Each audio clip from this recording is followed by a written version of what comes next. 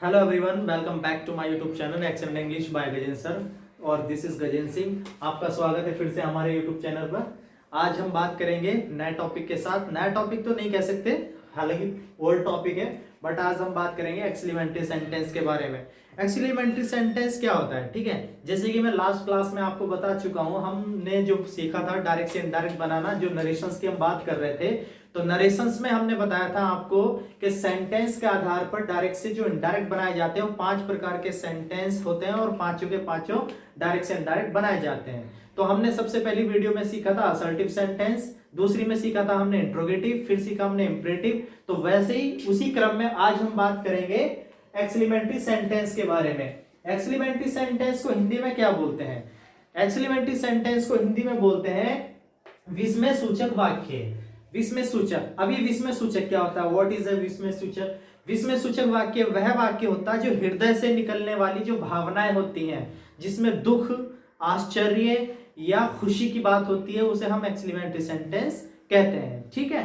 तो जैसे कि मैंने बताया था आपको पहले लास्ट क्लासों में, मैंने आपको बताया असर्टिव का मैंने आपको डायरेक्ट से इनडायरेक्ट बनाना सिखाया, इंट्रोगेटिव का, इंपरेटिव का। तो आज हम वैसे ही उसी क्रम में एक्सीलेंट की बात कर रहे हैं। एक्सक्लेमेटरी सेंटेंस है। तो ये एक्सक्लेमेटरी सेंटेंस के कुछ डायरेक्ट दिए हुए हैं। ये क्या है आपके? डायरेक्ट। और हमको क्या बनाना है इनका? इनडायरेक्ट। क्लियर है?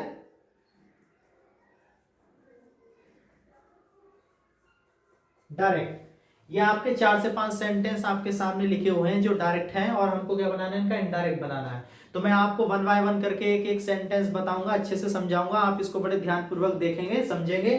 देखो, जैसे कि आपको पता है, मैंने आपको बताया एक्सक्लेमेटरी सेंटेंस क्या होता है। एक्सक्लेमेटरी सेंटेंस जो हृदय से निकलने वाली भावनाएं होती हैं, जो तीव्र भावनाएं कह सकते हैं, जैसे दुख, किसी दुख का होना या किसी खुशी का होना या किसी आश्चर्य का होना, ये चीजें इसमें पाई जाती हैं। तो जैसे कि आप देख रहे होंगे यहाँ पे लिखा हुआ है he said alas I am rain, ठीक है।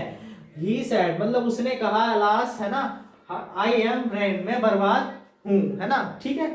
उसी के बाद है दे सेड, उन्होंने कहा, hurrah we have won the match. Hurrah मतलब क्या है? खुशी की बात है। खुशी मतलब हुटिंग करना, उर्रा करना, मतलब जैसे हुटिंग करते हैं, उर्रा, आहा, मजा आ गया, इस तरीके की चीजें ये।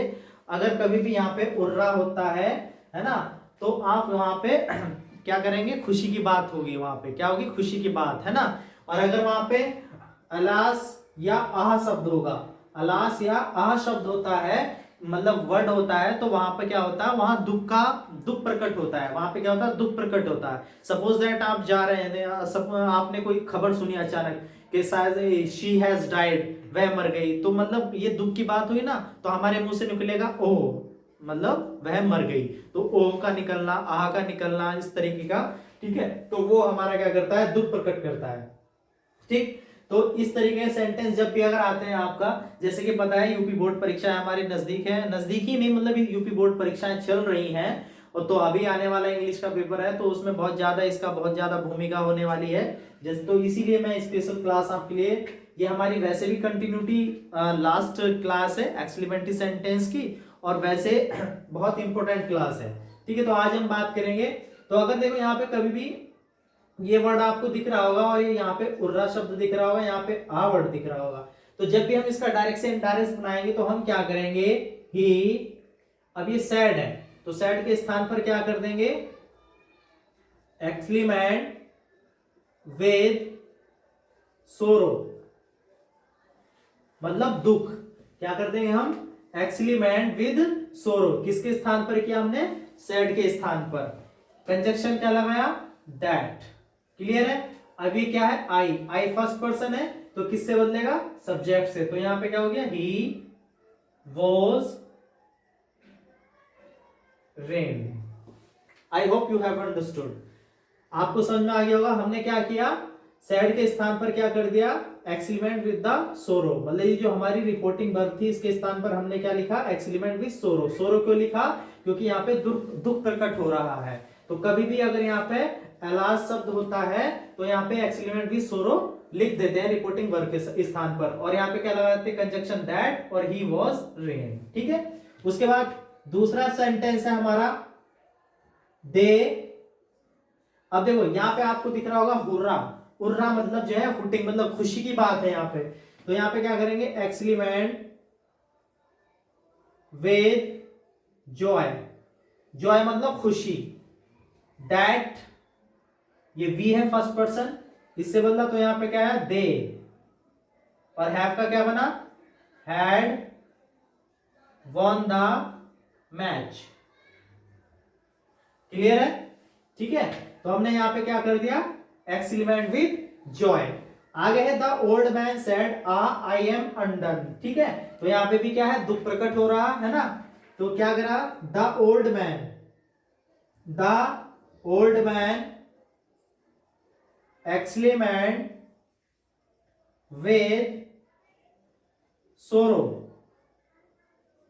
कंजक्शन दैट, ये आई है और ये ओल्ड मैन है, ओल्ड मैन वन एक पुरुष है, तो यहां पे क्या किया, ही वॉज अनडन। ठीक, क्लियर है। अब देखो ये लास्ट के दो सेंटेंस हैं, ये इसको बड़े ध्यान पूर्वक से, यहां पे हम देख रहे हैं हाउ है और यहां पे क्या व्हाट ए है, तो इसका यूज कैसे करना है, ठीक है। अगर कभी भी सेंटेंस में डायरेक्ट में आपको हाउ या व्हाट ए दे रखा है तो इसको कैसे बनाएंगे, how to make the sentence. तो इसको देखो बड़े ध्यानपूर्वक, अभी तक तो क्या था, अलास या आहा या उर्रा ये चीजें थी, अब यहाँ पे क्या हो गया, आहू ओ या व्हाट ए हो गया, है ना। तो अभी क्या है, इसको भी हम क्या करेंगे, अमित एक्सपेरिमेंट। अब यहां पे क्या है, एक्सपेरिमेंट दैट, क्या किया मैंने, दैट। अब ये आई है, इसको किससे बदला, अमित से, यहां पे क्या है, ही वॉज। अब ये हाउ जो है, हाउ के स्थान पर हम लिख देंगे वेरी, क्या कर देंगे, वेरी क्लेवर। किसमें चेंज कर देंगे, हाउ को चेंज कर देंगे वेरी में चेंज कर देंगे। क्लियर है बात। अब दूसरा है, इसमें यहां पे दे रखा व्हाट ए, ठीक है। The young man said what A foolish behaviour it is. Clear है। तो द यंग मैन एक्सपेरिमेंट। अब देखो यहां पे मैंने क्या यूज किया था, ओनली एक्सपेरिमेंट यूज किया था, बट आप यहां पे दो चीजें यूज कर सकते हैं, एक्सपेरिमेंट भी यूज कर सकते हैं और एक्सपेरिमेंट विद सरप्राइज भी यूज कर सकते हैं, विद सरप्राइज, ठीक है। तो मैंने क्या यूज किया यहां पे, experiment with surprise, conjunction that it was. अब ये क्या, व्हाट ए है, ठीक है। तो क्या कर देंगे, ए वेरी फुलिश, क्या कर दिया, it was a very foolish. तो आई होप ये चीजें आपको समझ में आई होगी। तो जब भी हम एक्सपेरिमेंटल सेंटेंस की बात करते हैं डायरेक्ट से इनडायरेक्ट बनाते समय, जब हमको डायरेक्ट से इनडायरेक्ट बनाना हो और एक्सपेरिमेंटल सेंटेंस आपके सामने हो, तो उसको कैसे हम जो है इनडायरेक्ट स्पीच में चेंज करेंगे, तो इस तरीके से हम चेंज कर सकते हैं, ठीक है। तो आपने यहां पे क्या करना है, अगर एलाज शब्द आता है तो एक्सपेरिमेंट विद सोरो कर देंगे, अगर उर्रा शब्द आता है तो एक्सपेरिमेंट विद जॉय यूज करेंगे, और यदि हाउ और व्हाट ए यूज होता है, हाउ या व्हाट है, तो हाउ के स्थान पर हम वेरी का यूज करते हैं, ठीक। और अगर व्हाट है तो ए वेरी का यूज करेंगे, क्या यूज करेंगे, ए वेरी का यूज करेंगे, ठीक। तो इस तरीके से जो आप इसको सेंटेंस को बना सकते हैं और डायरेक्ट से इनडायरेक्ट स्पीच आप जो है अच्छे से सीख सकते हैं, ठीक है। तो आई होप ये हमारे क्या हो गए, इनडायरेक्ट, क्या बने हमारे,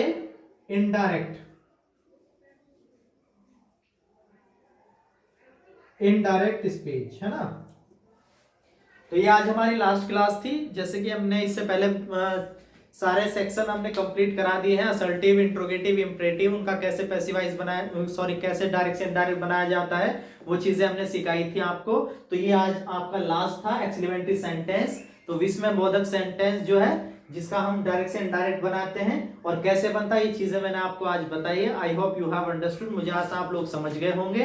अगर आपको समझ में आई हो क्लास, तो इस क्लास को अच्छे से कमेंट करिएगा, सब्सक्राइब करिएगा और लाइक करिएगा। तब तक के लिए फिर हम नेक्स्ट क्लास में मिलेंगे। Then till bye bye.